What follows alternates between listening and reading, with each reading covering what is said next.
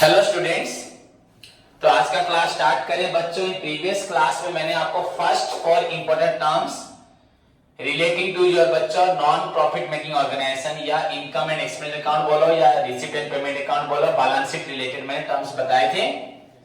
पहला टर्म था बच्चों subscription, then life membership fees, उसके बाद बच्चों द डोनेशन जिसमें general and specific, then finally बताया था एंडोमेंट फंड। सो हम लोग ऑलरेडी फर्स्ट 4 टर्म को डिस्कस कर चुके हैं। तो आज स्टार्ट करने से पहले फिर से मैं रिवाइज करता हूं बच्चों। You know there are certain organisation in our society whose main objective is not to earn profit but to render valuable services to the poor section of society or to its members. These organizations are known as non-profit making organization या non-profit organization. Okay बच्चों, then example charitable hospitals, schools, colleges, government school, colleges, hospitals, cultural society, sports club are the example of बच्चों non-profit making organization. As we know बच्चों, their objective is not to earn profit, is not to make profit. There is no need to maintain any trading account, profit loss account and balance sheet. Trading account वहां लिखा नहीं है, बस लिखा profit loss account and balance sheet. But in order to avoid the misappropriation of goods and misembezzlement of cash, it is required for them, it is necessary for them to prepare certain accounts known as accounts of, जो हम पढ़े थे, accounts of non-profit making organization like receipt and payment account, income and expense account and balance sheet. वो statement है जो बच्चों, and these accounts are required to submit in the general meeting of the company. Clear? So this is all about the बच्चों introduction या concept part of your non-trading. You can also write a meaning very simple. An organization which is made for providing services and not for earning profit. An organization which is made for providing services and not for earning profit is known as non-trading organization. Hello. हाँ, तुम थोड़ा आधे घंटे बताओ। Okay, हाँ। समझ में आया बच्चों? उसके बाद बच्चों रिसीप्ट पेमेंट अकाउंट किसे बोलते हैं? Receipt and payment account is prepared by every non-trading organization in lieu of cash book. It's a real account in nature. So its debit side shows बच्चों all receipts and credit side shows बच्चों all payments, whether it is revenue or capital or relating to present year, past year, future year. Okay. Then resultant figure shows बच्चों closing cash balance. तो सो पढ़ो no ये topic था, बहुत interesting topic है। Then बच्चों इसमें फीचर्स तो वेरी सिंपली पॉइंट से निकलेंगे। Then income and expense account is also prepared by non-profit making organization but in lieu of profit and loss account. It is a nominal account in nature. Nominal account in nature बच्चों. So its debit side shows only revenue, expenses and losses and credit side shows बच्चों revenue, incomes and gains relating to only present year. Here the past and future years items are बच्चों not taken into account. And finally the resultant figure shows क्या दिखाता है? Either surplus if credit side exceeds बच्चों debit side, और बच्चों deficit if बच्चों आपका debit side increases the बच्चों credit side. Okay, so this is all about the concept of बच्चों receipt from payment account and income and expense account. Already कल बताया था अच्छे से पूरा डिटेल में, आज शॉर्टकट में बताया, उसे प्रीवियसली 2-3 बार बता चुका हूँ। Now बच्चों उसके बाद हम लोग पढ़ रहे थे टर्म्स। क्या पढ़ रहे थे? अगर मैं बैलेंस शीट के बारे में बोलूं, आप बोलो सर आपने बैलेंस शीट नहीं बताया। हम ऑलरेडी बैलेंस शीट बहुत बार पढ़ चुके हैं, शेयर कैपिटल में भी पढ़े थे, फाइनल अकाउंट में भी पढ़े हैं। सो बैलेंस शीट इज बच्चों statement, positional statement which is prepared to ascertain the financial position या position of a business enterprise usually at the end of an accounting period on a particular date. वो हमें मालूम है। But before going to start बच्चों जो practical work था, receipt payment account, income and expense account and balance sheet बच्चों, you need to learn certain बच्चों different accounting concept है which are only related to your non-profit making organization. बताया था important terms of non-profit making organizations. Okay, तो ये terms जानना बहुत जरूरी है, otherwise आपको पूरी तरह से नया लगेगा टॉपिक, समझ नहीं पाओगे। उसमें पहला terms आपका था subscription. I told you in the previous class बच्चों subscription means बोलो the periodical contribution of a fixed amount by the members of a non-trading organization to the non-trading organization is known as subscription. Okay, थोड़ा कम बोलो, बच्चों को नहीं सुनाई देगा ना। उसके बाद बच्चों it can be paid weekly, monthly, quarterly, half yearly और ईयरली। क्लियर, समझ में आया? Okay, it is the basic source of income या basic source of revenue for the non trading organisation. समझ में आया कि नहीं आया? It is the main source of revenue, it's a revenue received, it's a revenue because it is received, it can be received, so it is received बच्चों regularly, so it's a revenue received. And बच्चों इससे मालूम पड़ेगा क्या, it appears on the credit side of income and expenditure. समझ में आया कि नहीं? Then move to the life membership fees. बच्चों सिमिलर सेम चीज है बस थोड़ा सा डिफरेंस है। The fees which is received from the members by the organisation for making them life member is known as life membership fees. Difference कुछ भी नहीं है, it is only received once in life time. एक बार लेंगे और company उसको organisation को लाइफ टाइम उसको यूज करेगी। तो एकदम से हमें 5 साल 10 साल 50 साल लाइफ टाइम के लिए पैसा मिलता है। So it's a capital received, definitely capital received. And बच्चों appears on the liability side. अगर तुम मुझे फीस देते हो इस मंथ का तो वो मेरे लिए इनकम होगा। अगर तुम मुझे 1-2 साल का फी दोगे तो वो क्या होगा, डेफिनेटली लायबिलिटी होगा। अगर 2 साल अगर 10 लाइफ टाइम का फी दोगे तो वो भी तो लायबिलिटी हो जाएगी। So it's a capital received and will appear on the liability side of balance sheet। मुझे बताओ। Then donation बच्चों, the fees which is paid by the members and non-members बच्चों, हुआ कि नहीं, to the firm, to the organization, to the non-trading concern, to the non-profit making organization, जो भी बोलो, is known as donation। It can be general donation, it can be special donation। I told you बच्चों कि ऐसे नहीं आएगा what is the meaning of donation, only हर साल आता है general guaranteed क्वेश्चन। मैंने बोला था ये भी और ये भी, ये बीच वाला भी आ सकता है, बोला था ना मैं कल, जो बोला था वो याद भी है। मे भी ये दोनों आ सकते हैं पर ये जरूर आएगा, ये आ सकता है। So बच्चों, what is specific donation? The donation which is received for any specific purpose, what is known as specific donation या special donation। Okay, and इसको वहीं पे यूज करो। This donation is used for बच्चों for that purpose for which it is received। Okay, तो इसमें क्या आएगा, donation for function, donation for sport, donation for building, donation for library, donation for books, etc। कहीं पे donation for something लिखा है that means special donation. Exam में आ जाएगा। Donation for function is an example of dash specific. Clear? So it's a capital received and appears on the liability side of balance sheet। Then general donation बच्चों, any donation which is received not for any specific purpose is known as general donation and it can be used for any purpose।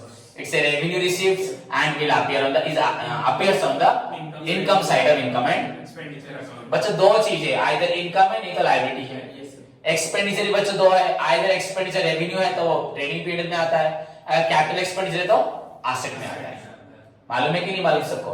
Expenditure भी दो प्रकार होता है, either expenditure कहाँ आएगा, trading period में आएगा, नहीं तो कहाँ आएगा।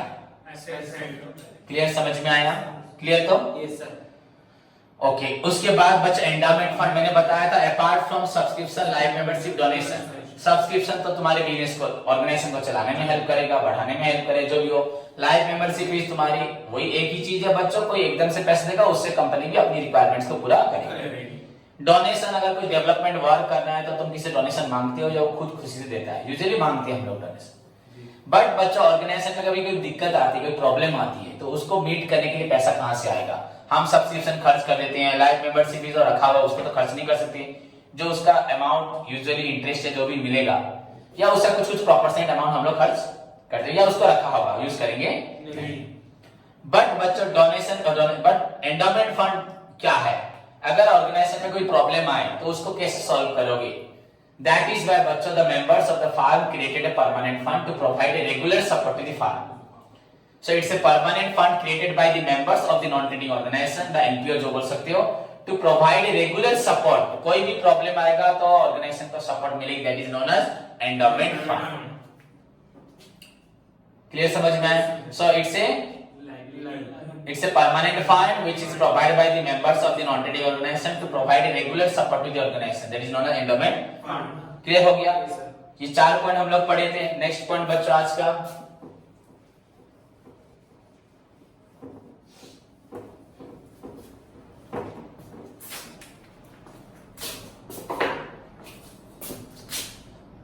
बच्चों अगर नोट्स अगर देखेंगे तो नोट्स में लिखा है सेल ऑफ फिक्स्ड एसेट और एक सेल ऑफ ऑब्सोलेट आइटम लिखा हुआ है।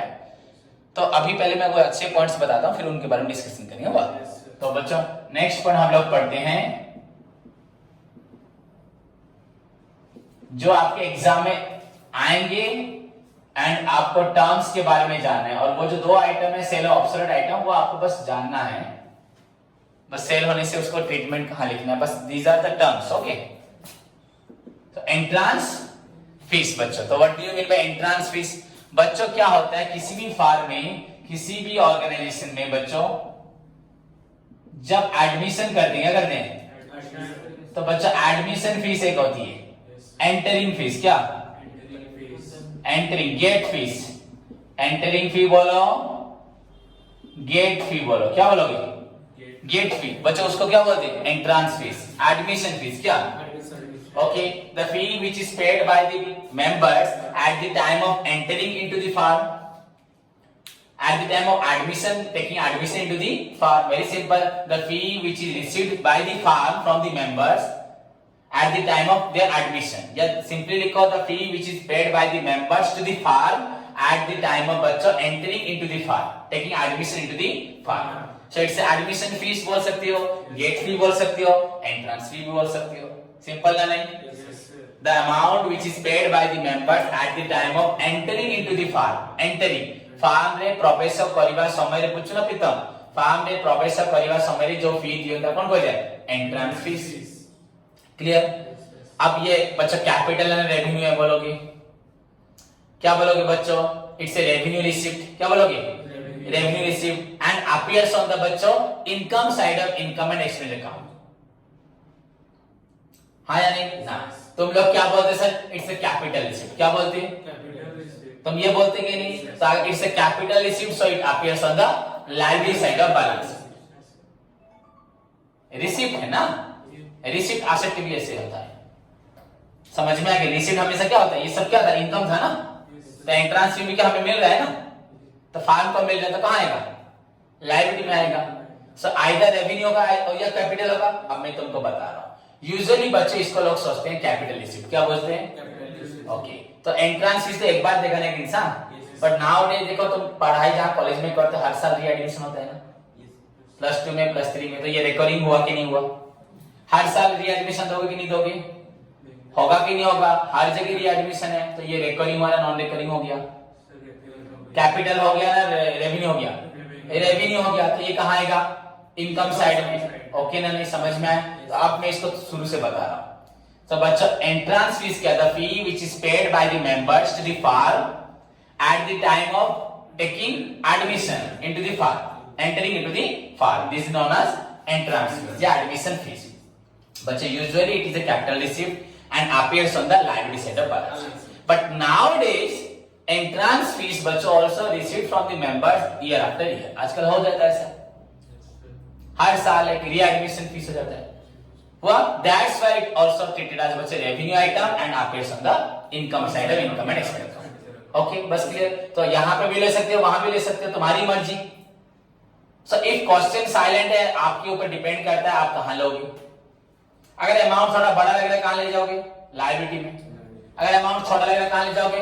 इनकम में। So it depends on you बच्चों how you will treat the entrance fees, no matter if you put in the revenue side मतलब income side, answer balance sheet remain same होगा। If you put in the liability side answer same होगा। कल बताया भी था, अगर income side में put करते हो इनकम बढ़ जाता है, सरप्लस बढ़ जाता है, वही सरप्लस आए कहां पुट होता है? लायबिलिटी में। अगर सरप्लस में इनकम में नहीं पुट करोगे तो सरप्लस कम हो जाएगा, तो लायबिलिटी में डायरेक्टली क्या पुट करोगे? एंट्रांस फीस, तो वही एंट्रांस फीस लायबिलिटी में जब पड़ेगा वो भी बढ़ जाएगा, वहां पे पुट करके आएगा, डायरेक्टली यहां पड़ेगा, एक ही बात है। तो बैलेंस शीट रिमेन सेम रहेगा। So no matter, so it can be treated as capital receipt, it can be treated as revenue receipt, it depends on us। अगर एग्जाम में लिखा है एंट्रांस फीस ब्रैकेट में कैपिटलाइज्ड तो liability, अगर लिखा है हाफ कैपिटलाइज्ड आधा रेवेन्यू में लिखोगे, आधा कहां लिखोगे? सो नो मैटर, कोई प्रॉब्लम होगा नहीं। क्लियर?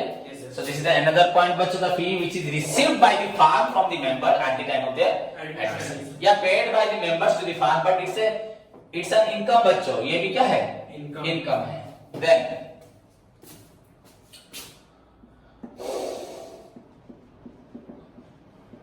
क्या लिखा?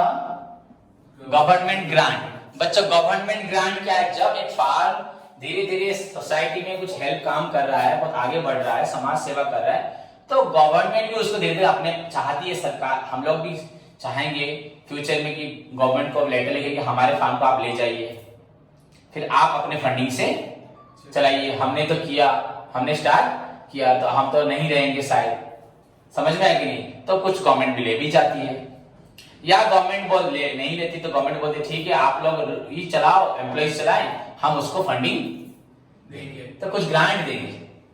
ऐसा हो सकता है, ओकेजनली हो सकता है, परमानेंटली भी हो सकता है, तो गवर्नमेंट के ऊपर डिपेंड करता है। सो बच्चे any financial aid, financial support, financial assistance, any financial बच्चा help provided by the government to the farm, but any financial बच्चों help received from the government, government से अगर कुछ पैसा मिलता है that is known as government grant, government but remember बच्चों यहाँ पे दो प्रकार का ग्रांट होता है, टू टाइप्स ऑफ ग्रांट होता है।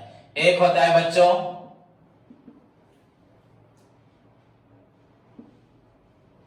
एक होता है क्या मेंटेनेंस ग्रांट, और एक होता है बच्चों डेवलपमेंट ग्रांट। तो बच्चों दो प्रकार ग्रांट होता है, समझ में आया कि नहीं। जो गवर्नमेंट ग्रांट होता है बच्चों कितने प्रकार का होता है, दो प्रकार का होता है। तो व्हाट इज बच्चों maintenance grant, the grant which is given by the government for the day to day activities of the farm. हमें फार्म को चलाने के लिए गार्ड रखना है, स्वीपर रखना है, इलेक्ट्रिक बिल देना है, मैनेज करना है, रेंट देना है, तो उसके लिए जो ग्रांट होता है उसे क्या बोलते हैं, मेंटेनेंस ग्रांट। समझ में आया कि नहीं है। And any grant which is provided by the government for any development purpose. Sir government ने कुछ आपके लिए टॉयलेट बना दिया और एडिशनल रूम बना दिया, तो वो क्या हो गया, डेवलपमेंट ग्रांट। समझ में आया कि नहीं। अब डिफरेंस क्या रहा दोनों में, मेंटेनेंस ग्रांट रेगुलरली हमें मिलेगा, डेवलपमेंट ग्रांट हमें क्या होगा, वंस मिलेगा। तो मेंटेनेंस ग्रांट अगर होगा तो it appears on the income side, development grant अगर होगा तो ये अपीयर्स कहां होगा, बस इतना ही डिफरेंस है ना, और कुछ है, समझ में आया। उसके बाद बच्चों हो गया अगर गवर्नमेंट प्रोवाइड यू बच्चों maintenance grant means it is given for day to day activities, any other activities of the farm which appears on the income side. But development grant बच्चों एनी डेवलपमेंट अगर कोई देती है आपके लिए, कुछ भी बनाना है फार्म के लिए, that is known as development grant. It's a capital receipt and appears on the liability. ये सब मैंने इनकम के बारे में बताया, हो रहा है कि नहीं। ओके, देन नेक्स्ट पॉइंट, ये लास्ट पॉइंट है, पर और भी पॉइंट्स हैं, पर मैं इनकम सब बता रहा हूं। लिगासी, बट सारे इनकम में से ये तो रेवेन्यू था, ये जनरल था, स्पेसिफिक था, ये रेवेन्यू था, जनरल जो था ओके, ये भी स्पेसिफिक, ये भी क्या हो सकता है, रेवेन्यू हो सकता है, स्पेसिफिक हो सकता है, ये भी हो सकता है revenue specific. So most probably हम सब्सक्रिप्शन जो है क्या पढ़ेंगे, रेवेन्यू, और बाकी सब डिपेंड्स करता है, जनरल डोनेशन होगा तो रेवेन्यू कन्फर्म, एंट्रेंस फी भी तुम्हारा स्पेसिफिक होने का चांस है। ओके, नाउ बच्चों लीगेसी क्या, तो what do you mean bye legacy. Suppose एक इंसान दुनिया से जा रहा है, हम तो पढ़ रहे हैं डॉक्टर्स वर्ड, गोपाल नहीं था क्या, Gopal was anxious, greatly anxious to know about which one, how long he was going to last, नहीं, because he was anxious to sign the will, he did not want to unsettle his property which would mean the endless misery for his wife and children। तो वैसे जो हम पढ़े हैं बच्चों, वो अपनी प्रॉपर्टी साइन करना चाहता था, सपोज वही गोपाल क्या करता है, अपनी प्रॉपर्टी साइन करते वक्त कुछ पैसा कंपनी को दे देता है, ऑर्गेनाइजेशन को, कि मेरे मरने के बाद मेरा 1 लाख रुपए, 5 लाख रुपए, 50,000 रुपए, 10,000 रुपए कहां जाएगा, फार्म को जाएगा, या 1 करोड़ रुपए फार्म को जाएगा। तो अपनी प्रॉपर्टी में से कुछ देता है, मरने वाला इंसान, जरूरी नहीं कि पर अभी करते ही मर जाएगा, लोगों की आखिरी ख्वाहिश होती कि नहीं होती। So the amount which is received as per the will मतलब इच्छा, यहां पे इच्छा, स्व इच्छा, as per the will of a deceased person, क्या डिसीज्ड पर्सन, क्या बोला, as per the will of a deceased person. बच्चों जो पैसा हमें दुनिया से जाने वाले इंसान, कोई जरूरी नहीं है जाने वाला इंसान, कोई भी हो सकता है, पर बोला जाता है ऐसे, the amount which is received as per the will of a deceased person is known as legacy. It is only received once, ना मेनी टाइम्स मिलेगा, उस इंसान से एक बार मिलेगा, वंस।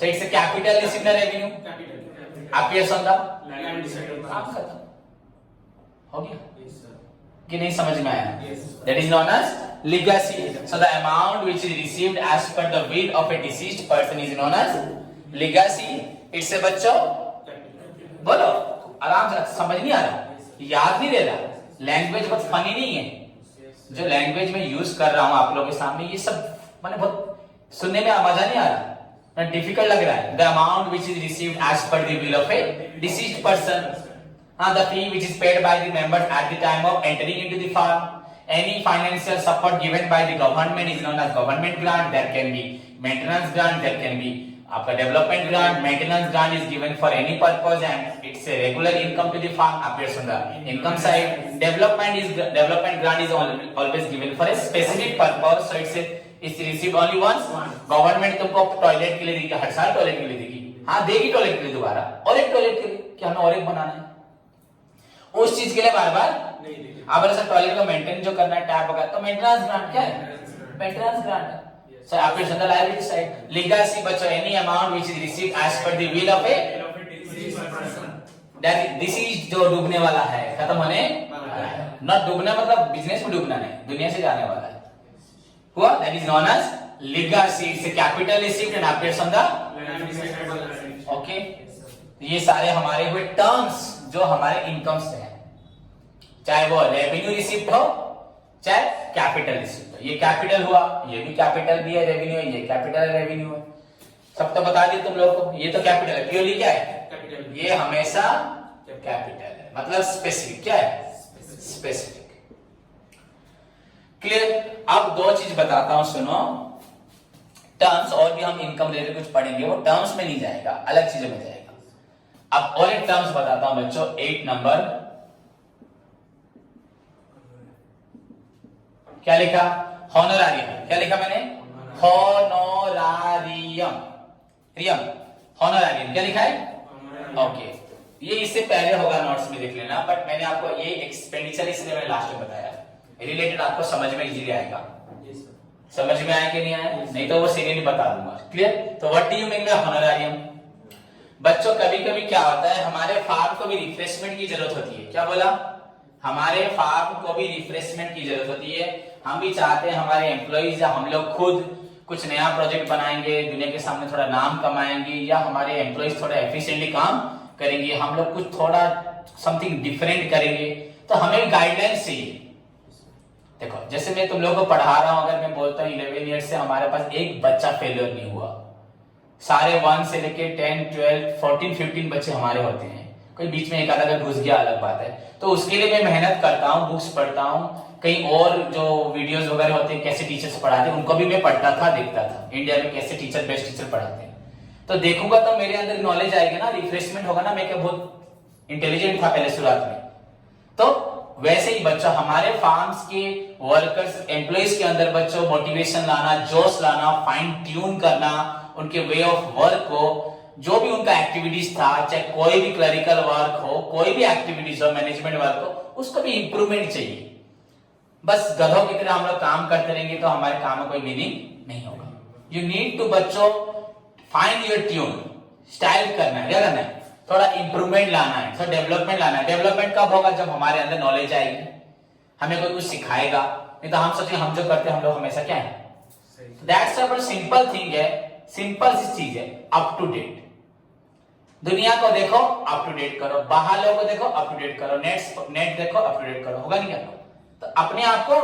इंप्रूव करो नहीं कि हम पहले जैसे रिक्शा चलाते थे आगे रिक्शा चला देंगे चेंज हो रहा है कि नहीं हो रहा सो बच्चों तो वैसे ही क्या होता है फार्म क्या करता है ऑर्गेनाइजेशन क्या करती है बच्चों अपने फार्म के मेंबर से कुछ डेवलपमेंट के लिए कुछ उनको एडवाइस कुछ यूनिक चीज जानने के लिए बाहर से कुछ अच्छे लोगों को बुलाती है इंटेलिजेंट लोगों को बुलाती है हाईली क्वालिफाइड एक्सपर्ट किसी और फार्म के मैनेजमेंट डायरेक्टर्स हो या कोई हाईली क्वालिफाइड प्रोफेसर हो उनको इनवाइट करती है कौन इनवाइट करता है फार्म कि भैया सर प्लीज रिक्वेस्ट करते हैं बहुत बार रिक्वेस्ट करते हैं तो वो लोग आते हैं या रेगुलरली कोई आता होगा क्या रेगुलरली इसको एक बार उसको बुलाते होंगे हर महीने हर 2 महीने में 3 महीने में 4 महीने बुलाते होंगे साल में 2-3 बार बुलाते होंगे तो भैया प्लीज सर आप आके हमारे फार्म के एम्प्लॉय से कुछ नया टेक्निक्स दीजिए कुछ एडवाइस दीजिए, कुछ सिखाइए, किस तरह हमारे फार्म का डेवलपमेंट होगा, किस तरह हम फार्म को वेल मैनेज कर पाएंगे। तो वो इंसान आके फार्म को क्या करता है, एडवाइस देता है, गाइडेंस देता है, कुछ सिखा के जाता है।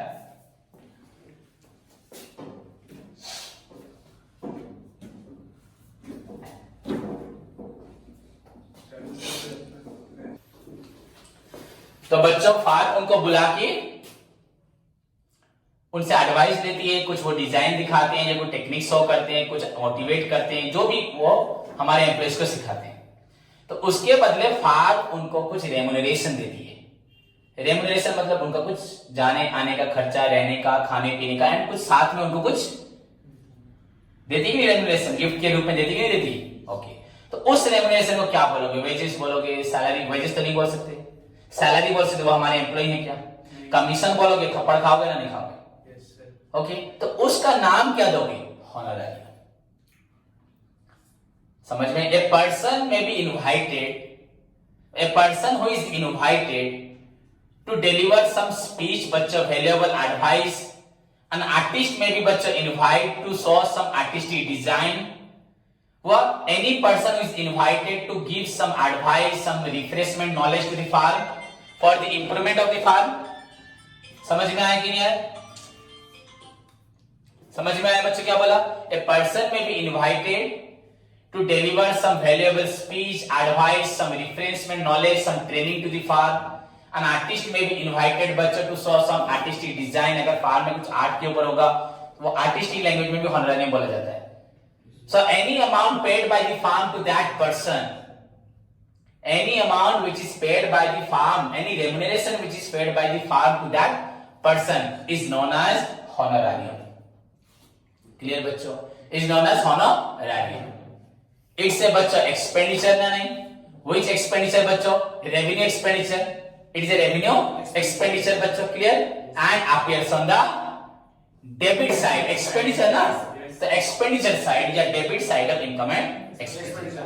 It appears on the debit side या expenditure side of income and expenditure। So a person may be invited to give some valuable advice, an artist may be invited to show some artistic design, any amount paid by the farm to him, to them is known as honorarium। It's a regular expenditure, revenue expenditure, and appears on the debit side या expenditure side of income and expenditure। अब तुम बोलोगे sir बच्चा आपने तो सब बता दिया, इनकम एंड एक्सपेंस अकाउंट के बारे में बताया, आपने रिसिप्ट पेमेंट अकाउंट के बारे में तो बताया नहीं, क्या बताना है? सब्सक्रिप्शन कहाँ आएगा? रिसिप्ट में आएगा। लाइफ मेंबरशिप फीस रिसिप्ट में आएगा। डोनेशन रिसिप्ट में आएगा। चाहे जनरल हो चाहे स्पेसिफिक हो, कुछ फर्क पड़ेगा नहीं। तो सब तो तुमको मालूम पड़ जा रहा है, यहाँ पे उसमें तो सोचने का पड़ेगा भी नहीं, कुछ सोचना पड़ेगा नहीं पड़ेगा। रिसिप्ट पेमेंट अकाउंट में अगर बैलेंस शीट बनाना पड़ेगा फंड रखने के लिए, तो क्या होगा? तो क्या बनाएंगे? क्योंकि रिजर्व प्रोविजन आता नहीं, नॉन कैश आइटम आता नहीं, तो ये नॉन कैश में चला जाएगा ना। इट्स एक्सपेंडिचर तो नहीं है। समझ में आया कि नहीं आया?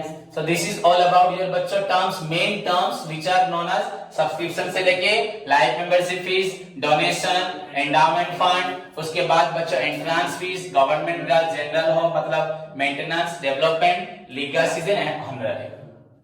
उसके बाद दो तीन पॉइंट बोलता हूं बच्चों, वहां पे जो हमारे पास है सेल ऑफ ऑब्सोलेट आइटम या स्क्रैप।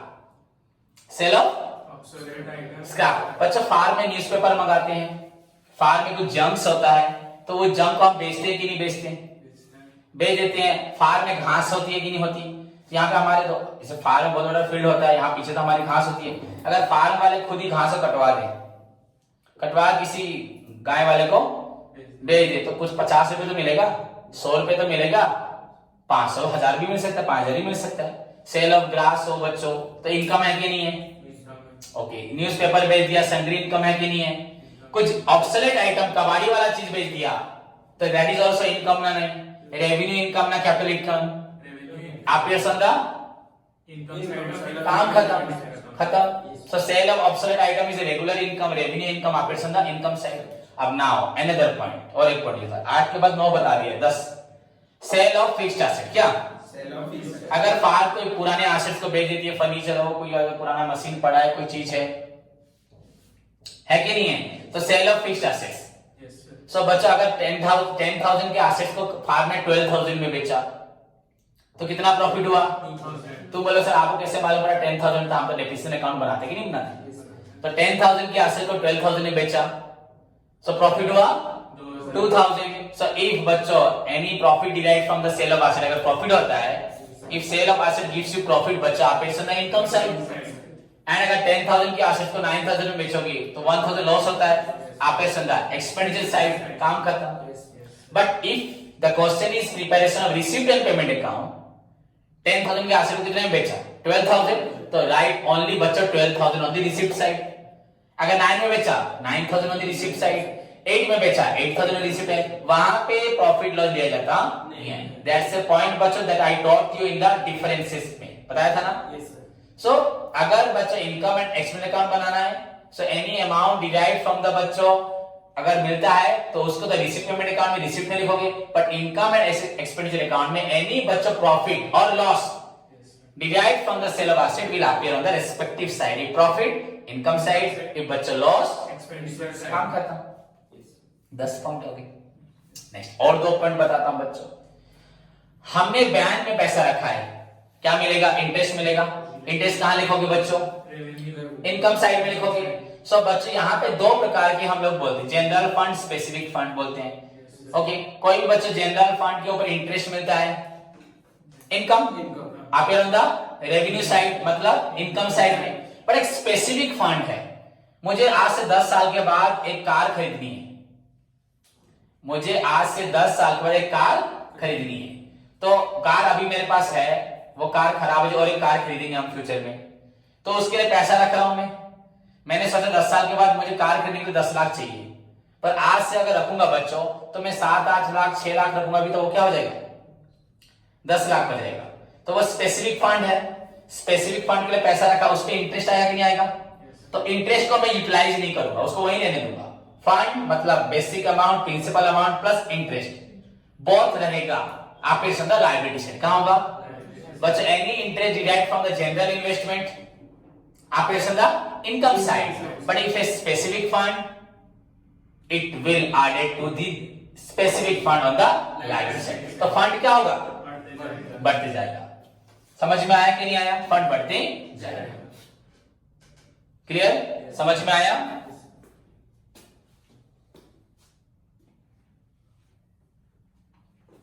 बच्चों समझे कि नहीं समझे बोलो? Yes, sir. So that is the point. Any interest derived from the normal fund, general fund, but general investment appears on the income side, it's revenue. अब पूछना मत सर ऐसा क्यों हुआ? सिंपल सी बात है बच्चों, तुम बैंक में पैसा रखते हो, उठाते कि नहीं उठाते? इंटरेस्ट खाते हो कि नहीं खाते? बट अगर रखा हुआ है फिक्स डिपॉजिट, इंटरेस्ट निकाल रहे हो ना, वही रह रहा है, वही रहता है. वो और भी बढ़ रहा है, नहीं बढ़ रहा क्या? और ये तो फंड तो सब लायबिलिटी है, फंड रखा है मतलब you need to face any future problem, so it's a बच्चों फंड हुआ, स्पेसिफिक फंड हुआ, so it definitely added to the specific fund on the liability side. कहां होगा? Clear? Yes, yes, sir. So this is all about your important terms relating to your non-profit making organization, accounts of non-profit making organizations.